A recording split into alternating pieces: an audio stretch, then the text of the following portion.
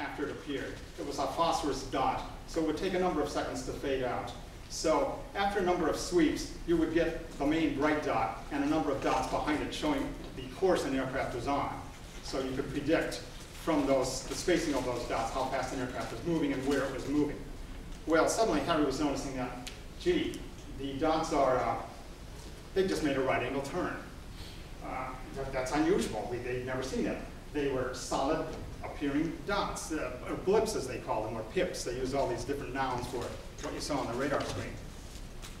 In some cases, when the sweep came back, the object had moved, had reversed itself along its previous course. That was unheard of. Now these people who were hunched over the radar screens here were not newbies to the job. They had been on the job for quite a while.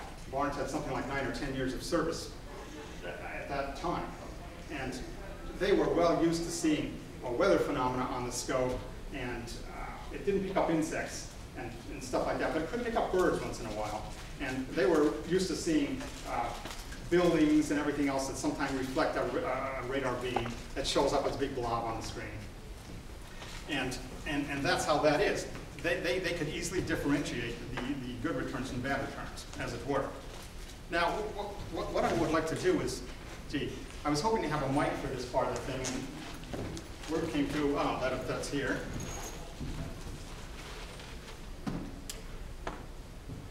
Did he actually put it someplace here? He's got it. Oh.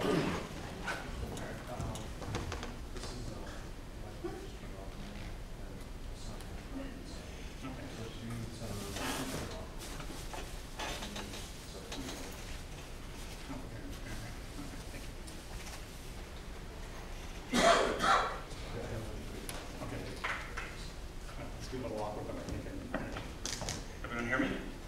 Open channel D. Everyone hear this? There's a volume control if it's not loud enough. Yeah, where might that be? It